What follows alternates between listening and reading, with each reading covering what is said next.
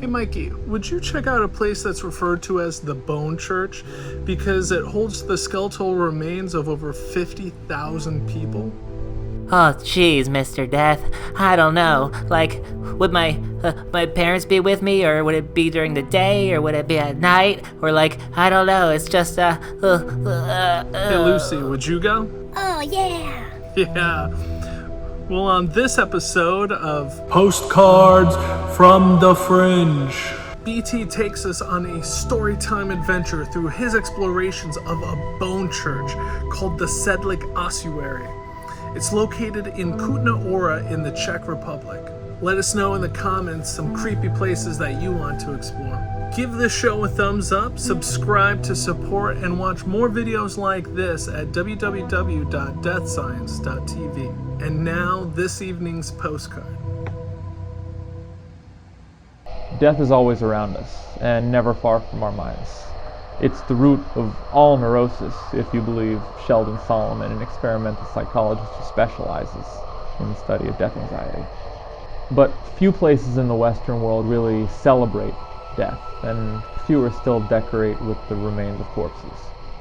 If you're uncomfortable with the idea of a pyramid made of human skulls, now might be the time to back out of the video. If you are comfortable with the idea of a pyramid made of human skulls, that might be its own concern. Let me tell you about the Sedlec Ossuary, located in scenic Kutna Hora, the Czech Republic. The year is 1278, and an abbot named Henry is sent by a Bohemian king to the Holy Land on a pilgrimage. And he gets there, and he scoops up a handful of Jerusalem's finest dirt, and he carries it all the way back to his abbey and puts it in the backyard, which means that his abbey now has dirt from the Holy Land, which makes it like the Holy Land away from the Holy Land. The Catholics call this transubstantiation. It was no longer secular Bohemian land. It was the hot new Holy Land, and everybody who was anybody was trying to get buried there. And most of those people would go on to get their wish in the next 100 years, because that's about when the Black Death hit. The bodies business was booming. Then, about the 1400s, we have the Hussite Wars, which makes for even more corpses. So everybody's trying to get in to this abbey. So the local Roman Catholic diocese, they come poking around, and they say, you know what? This enormous graveyard is really great. What it could really use is a Gothic church. The thing about Gothic churches is you need to really dig a foundation for that. So they start pulling all these bodies out of the ground in order to dig out a basement for their new Gothic chapel.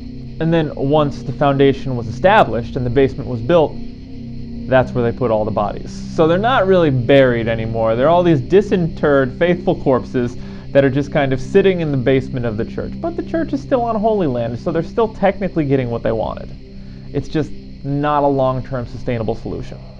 And none of this was doing anything to affect the desire to get buried there, and bodies were literally piling up. The church, in their infinite wisdom, assigned a partially blind monk the responsibility of exhuming more of the bodies and then stacking their bones, which he did until he died and then presumably joined them. In 1870, Haus Schwarzenberg is now the proud owner of the largest pile of bones in Europe, with this church containing the remains of between 40,000 to 70,000 dead people, in the same way that a Boston cream donut contains its filling when you squeeze it real hard.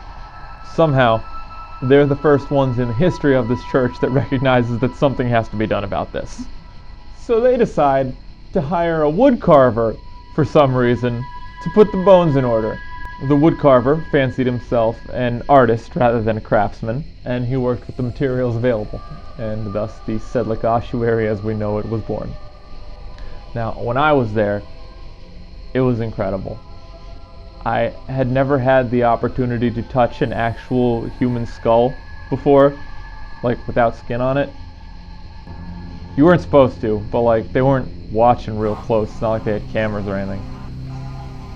And they're a lot smaller than you expect skulls to be, but like that could also be because everybody who lived in medieval Central Europe was like 5'4". There were bones everywhere.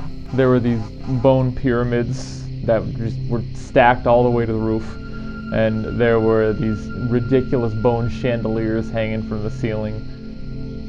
There were supposed to be even more skulls down in the catacombs, like just rows of skulls like that make up an entire hallway. But the catacombs were closed at the time I was there. The church was smaller than I expected it to be, especially considering that it has the remains of like 70,000 people there. And even though it was full of people, it was also quieter.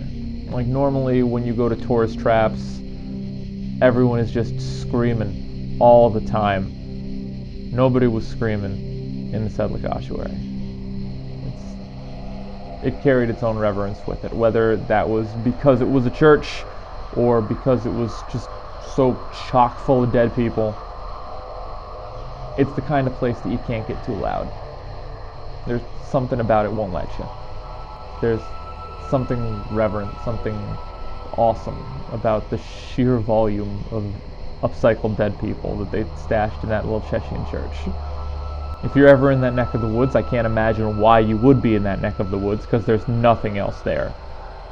They tried to sell me on this combined ticket that would keep me in Kutna Ora for 8 hours, looking at the history of the silver mining that they had there, along with the ossuary, the bone church. So I talked to a bartender in Prague, and she told me, do not take the ticket deal, do not take the bus. Just get a 20 euro train ticket out there, do it yourself, and then come back, save the money for the food, because it's barely even a town. It's like a village. Aside from the bone church, there's nothing. They had one restaurant, and all they serve there is like sausage. That's true of most of Central Europe. But I mean, the bone church itself is worth the trip. So what do you think? Would you go out there? Would you be able to just like hang out, just surrounded by all those dead people?